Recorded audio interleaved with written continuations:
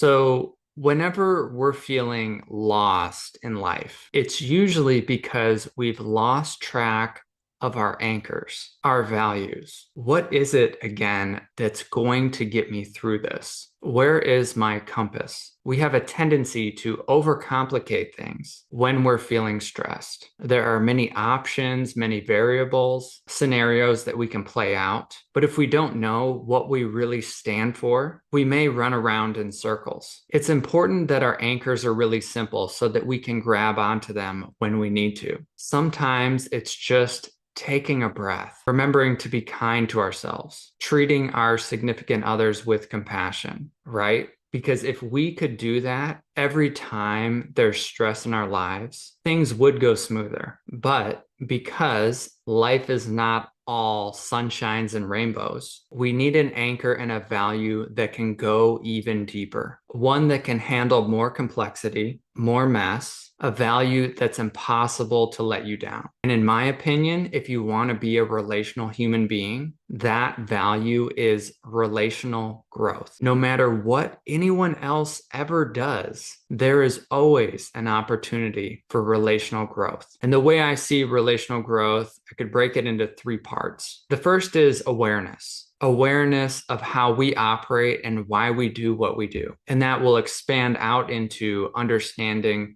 why other people do what they do or feel how they feel. What's the bigger context of our families, their families, the world, the pressures that we're under, the privileges that we have, how our minds work? That takes education and curiosity. The second piece of relational growth is boundaries with ourselves and others. Can we work with and contain ourselves when we want to lash out or have a shitty attitude? Do we know how to work with our stories about other people, to handle different personalities, to stand for what really matters to us, but also to have the flexibility to be in relationship with others when they think differently? And then the third piece of relational growth is our behavior. Do we actually put into practice what we say we stand for? Do we take care of our bodies and our emotional space? How do we deal with our finances, parenting? Do we search for experiences to feel connected and joyful? That's what I mean when I talk about relational growth. And what's really powerful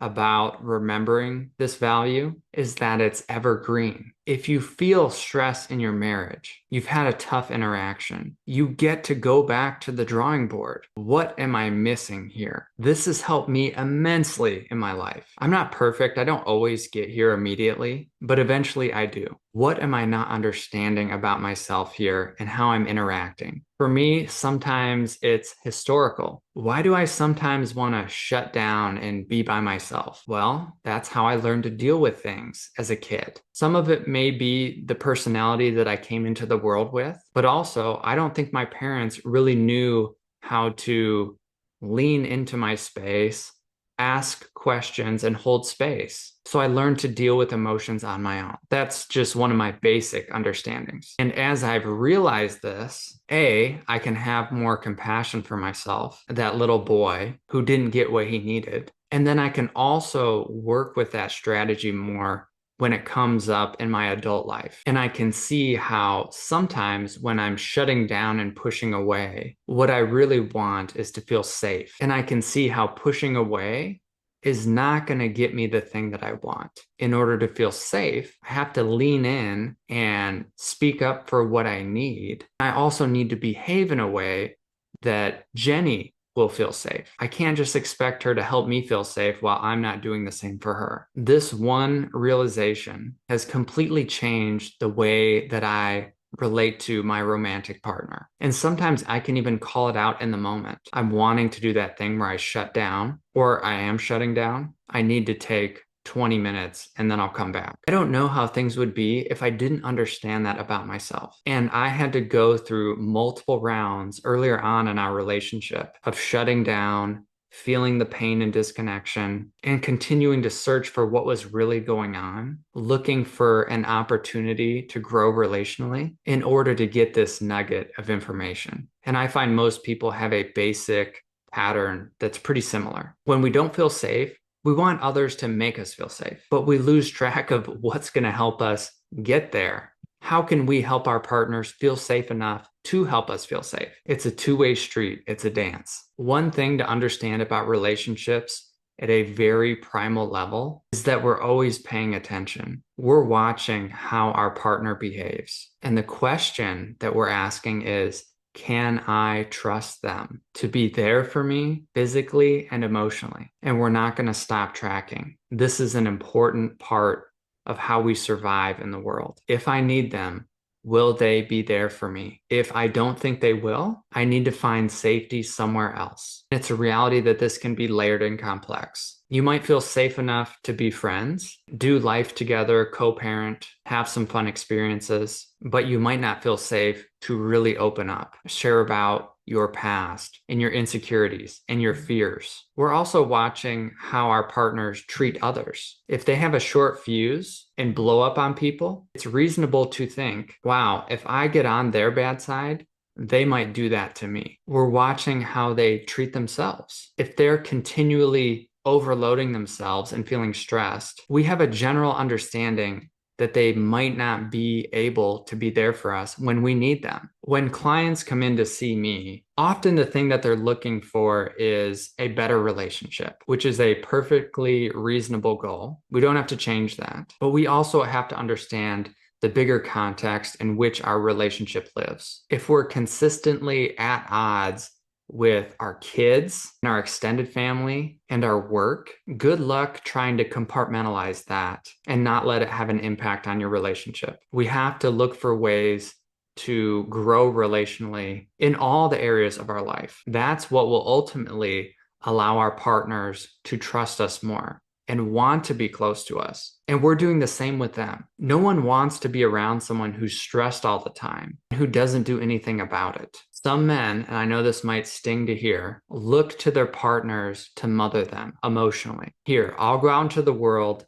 and make money and get stressed, bump around and get bruised up. And then when I come home, I need you to not challenge me, to listen to me complain, make me dinner, rub my back, or let me isolate in my man cave. And it's just bullshit. There's nothing left to give to her. And then when she feels lonely or tries to help and it doesn't work, or feels like she's walking on eggshells around you, you blame her and tell her that her feelings are the problem. She asks for too much. She's too emotional. She needs to work on herself. Hopefully you can see the problem with that when I lay it out that way. A lot of men do this. The more empowered stance to take, again, coming back to the number one value to stand for, is relational growth. If I ask my partner, how are you feeling with us? And you get a negative report or you notice hesitancy, I'd get curious about that. Is there anything I'm doing or not doing that is contributing to her feeling that way? I'm not saying that she doesn't have her own stuff going on, but there's a 100% chance that you have an impact on her because this is your highest stakes relationship. And I wouldn't rely too much on her to tell you what to do. This is another trap that I see guys fall into. I sometimes do this. It's the, what do you want me to say? What do you want me to do? And I'll break this down really simply for you. No matter what she says, whether it's I don't know, or more fun activities, or more help around the house, what she wants the most is for you to reflect on that, to carry some of the emotional weight of that question. What does our relationship need? It's a much better strategy to set some time aside and be like, hey, I've been reflecting. Here are the ways I think I'm showing up well, and here are the ways where I think I'm falling short. And here are some ideas for how I can show up better. Maybe it's attitude, maybe it's behavior, maybe it's more attention. How do you feel about those options? And if it seems like you're on the same page, here's the kicker. Fucking follow through. You should have tangible evidence that you're working on this. If you want to work on your attitude, journal for 3 minutes every night. How was my attitude today? Or you can check in with your wife. How was my attitude today? How did it feel for you? I know I can't give everyone a one-size-fits-all homework assignment. These are just some ideas. If work is feeling stressful and you're bringing that into the home, maybe you should find a friend or coach or therapist to process that with. Where can I make changes? Do I need to delegate more? Do I need a hard cutoff time for work? Do I need better boundaries with the people I work with? Do I need to scale back some? Whatever it is, tangible evidence. If you two get into conflicts around parenting, read a parenting book. Then you're not just working off your opinions. You can say, hey, Dr. So and so says one thing we could try with child A is this, right? It's much more informed. And this continues to come back around to relational growth. There is always an opportunity. When things are going great, great, enjoy that. But when things are tough, this is life calling you forward. And the sooner that you can get that message, the better. Listen, I know if you're struggling in your marriage, you want the goal to be a better marriage, but that might be setting you up for failure because you're weighting a specific outcome more than you're weighting the process. And I've been thinking about this